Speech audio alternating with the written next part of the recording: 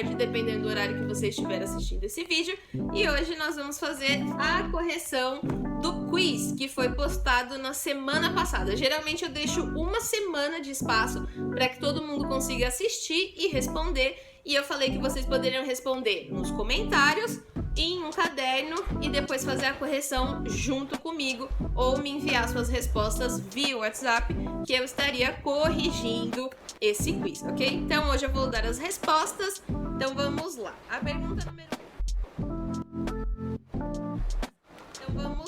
pergunta número 1 foi: aula 13, como fizemos a criação dos stickers?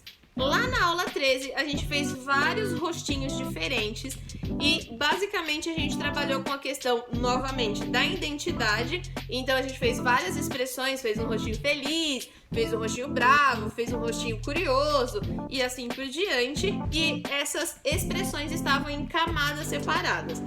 Salvando cada uma dessas imagens, nós usamos um aplicativo para desenvolver stickers, que é um aplicativo gratuito que fica à sua preferência, e a gente recortou esses stickers para eles realmente parecerem que são reações que a gente tem no meio de uma conversa. Então a ideia de elaborar os stickers foi basicamente pegar as nossas reações, né, da nossa identidade do rosto, para transformar em figurinhas que podem ser respostas no meio de uma conversa, ok?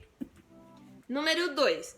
Na aula 14, por que devemos fazer a separação de camadas na hora de criar as artes? Isso é uma das coisas que eu mais insisto em repetir, porque a separação de camadas é o que faz você ser organizado. Um designer que tem desorganização nas suas artes provavelmente vai ter muito problema na hora de corrigir. Então não é uma questão só de ser organizado, mas também de correção, porque às vezes você precisa remover aquela camada. Não se apeguem às camadas. Às vezes você cria uma camada para fazer, sei lá, o brilho do cabelo, o fundo, a cor do olho, uma sombra, e no final das contas, você observando o conjunto da obra, aquilo não fica tão bom. Então, se você tivesse feito tudo em uma camada só, seria muito mais trabalhoso para remover aquela coisa que você não gostou ou que não ficou tão boa. Então, separem as camadas. Ah, mas não importa o aplicativo que você está usando. Se ele tem a opção de te dar camadas, trabalha com essas camadas, porque pode ter certeza que em algum momento você vai precisar apagar alguma coisa e essa coisa vai estar em uma camada, ok? Pergunta número 3.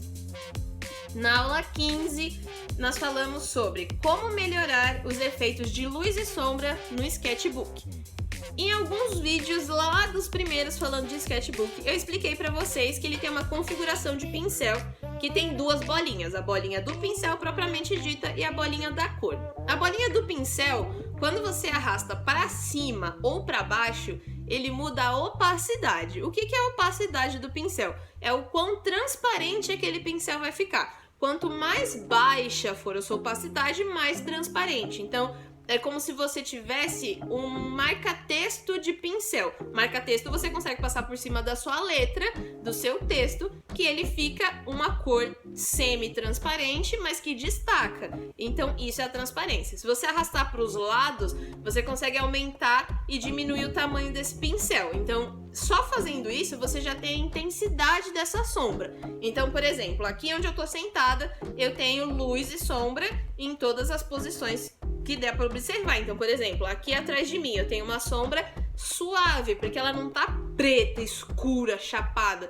Ela tá bem leve em relação à minha iluminação. É assim que a gente trabalha luz e sombra. Eu tenho que saber de onde vem essa luz. Tá vendo? Se eu abaixar o rosto assim, de onde tá vindo essa luz, para saber onde vai ficar a sombra. Mas só saber isso não é o suficiente. Você tem que mudar essas configurações do pincel. E aí a gente vai para nossa segunda bolinha. A bolinha de baixo é a cor. Se você arrasta essa cor para cima, ela vai ficando mais clara, ela aumenta a luminosidade, ou seja, ela fica mais próxima do branco. Se você arrasta essa bolinha para baixo, ela vai descendo a luminosidade, ela vai ficando mais perto do preto, e aí você consegue ter tons. Então, uma coisa que eu já ensinei para vocês até presencialmente é que cor é uma e tons são vários. Então, por exemplo, eu tenho uma cor amarela. Amarela é minha cor principal, então pinto tudo de amarelo. Quero fazer a sombra, eu deixo amarelo um pouco mais escuro, faço a sombra, quero fazer o brilho. Esse mesmo amarelo eu deixo ele um pouco mais claro e faço o brilho. Então, basicamente, luz e sombra é muito observação e ter cuidado com as suas cores, porque tudo tem luz e sombra. Toda luz é branca? Não. Toda sombra é preta? Não. Então é justamente isso. É sobre você observar ao seu redor e ver qual é a cor daquela sombra, qual é a cor daquele brilho e assim por diante. É o melhor jeito de melhorar a sua técnica de luz e sombra. Pergunta número 4. Qual o poema usado na aula 16 e como fizemos a interpretação de texto? Vamos lá, deixa eu pegar o caderno. O poema que nós usamos. Tchan, tchan, tchan. Na aula 16, nós fizemos a interpretação do poema Identidade, do Pedro Bandeira. E a interpretação artística que eu tive desse poema foi pegar e fazer a minha versão sticker, criança, menor, né? E fazer as interpretações das coisas que aparecem. Então, durante o poema, ele fala que ele poderia ser rei, então eu fiz a minha versão rainha, que ele poderia ser um herói, aí eu fiz a minha versão heroína, que ele poderia ser até mesmo uma mosca, que eu acho até que foi o mais bonitinho de todos esses daqui, que ele poderia ser o Sansão, e aí eu coloquei a versão Rapunzel, e foi essa a minha interpretação artística deste poema. Lembrando que, quando a gente fala de interpretação artística, é justamente isso. Você vai ter um poema, quem escreveu tem uma intenção com aquele poema, e aí quem faz uma ilustração com base no poema tem uma outra interpretação sobre aquilo que foi escrito. E no meu caso, eu tentei ser o mais literal possível, que é realmente fazendo uma criança, imaginando todas as possibilidades que ela tem aí de futuro pela frente, ok? Próxima pergunta, aula 17. Como é possível desenvolver um degradê bem feito no sketchbook? Na aula 17, nós fizemos essa ilustração, que é a ilustração que a gente trabalhou a perspectiva, e no vídeo eu fiz aqui um degradê do pôr do sol, né? Então tinha amarelo, laranja, ia ficando escuro até chegar aqui num roxo bem escuro mesmo. E aí, como que eu fiz esse degradê? Primeiro, a escolha de um bom pincel com textura.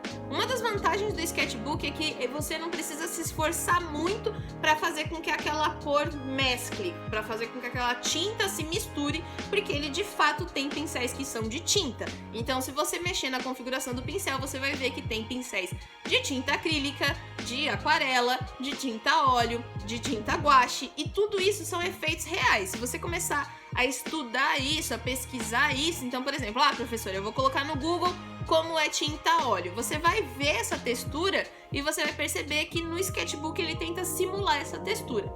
Eu usei um pincel que ele já tinha uma texturinha meio macia, vamos assim dizer. Então, o que eu fiz foi fazer uma faixa de cada cor. Então, eu fiz uma faixa amarela, uma laranja, uma avermelhada, uma mais escura, um azul e depois um roxo. E depois eu fui mesclando isso.